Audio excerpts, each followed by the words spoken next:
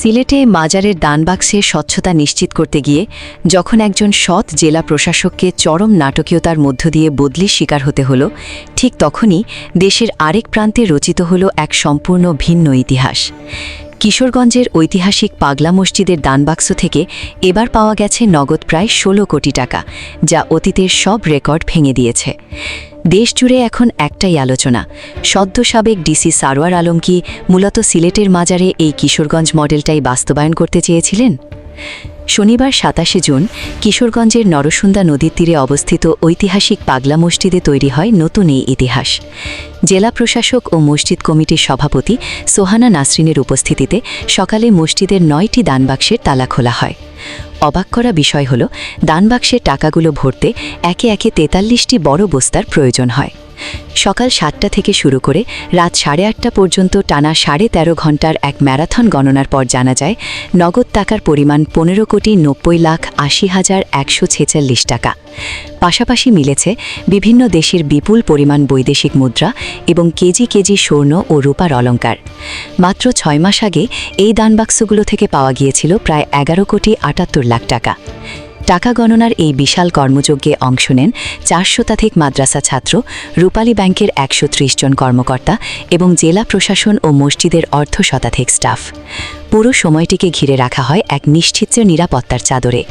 সশরীরে উপস্থিত থেকে তদারকিতে ছিলেন ১৩ জন নির্বাহী ম্যাজিস্ট্রেট এবং পুলিশ, র্যাব ও আনসারের প্রায় ৭০ জন সদস্য। অনেকের মনেই প্রশ্ন জাগতে পারে, একটি মসজিদের সভাপতি কেন পদাধিকার বলে একজন জেলা প্রশাসক হবেন? ৯০-এর দশকের শুরুতে যখন এই মসজিদে দানের পরিমাণ অস্বাভাবিকভাবে বাড়তে থাকে, তখন স্থানীয় প্রভাবশালী ও খাদেমদের মধ্যে অর্থ আত্মসাতের কানাঘুষা শুরু হয়। মানুষের আবেগ ও ধর্মীয় অনুভূতিকে পুঁজি করে যাতে কোনো সিন্ডিকেট গড়ে উঠতে না পারে, সেজন্য ওয়াকফ এস্টেটের নিয়ম অনুযায়ী এবং সুশীল সমাজের দাবিতে মসজিদের ব্যবস্থাপনার দায়িত্ব সরাসরি সরকারের হাতে তুলে দেওয়া হয়। তখন থেকেই পদাধিকার বলে জেলা প্রশাসক এই পরিচালনা পর্ষদের সভাপতি এবং পৌর মেয়র এর সাধারণ সম্পাদক। এই বিপুল পরিমাণ দানের টাকা কোনোভাবেই ব্যক্তিগত খাতে ব্যবহারের সুযোগ নেই। দানের একটি বড় অংশ দিয়ে পাগলা মসজিদকে ঘিরে শত কোটি টাকা ব্যয়ে আন্তর্জাতিক মানের একটি ইসলামিক কমপ্লেক্স নির্মাণের মেগা প্রজেক্ট হাতে নেওয়া হয়েছে।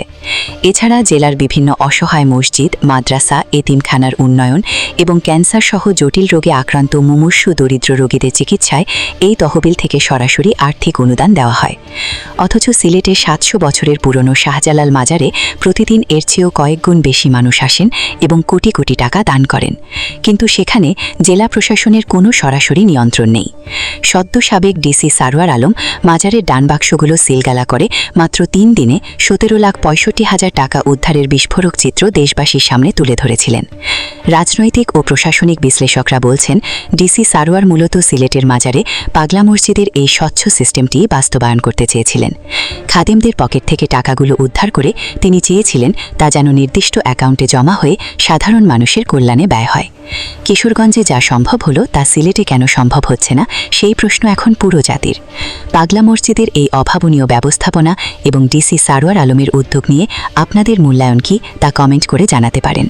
জাতীয় এবং আন্তর্জাতিক এমন আরও গুরুত্বপূর্ণ খবরের আপডেট পেতে ভিডিওটিতে লাইক, কমেন্ট ও শেয়ার করে আমাদের সাথেই থাকুন।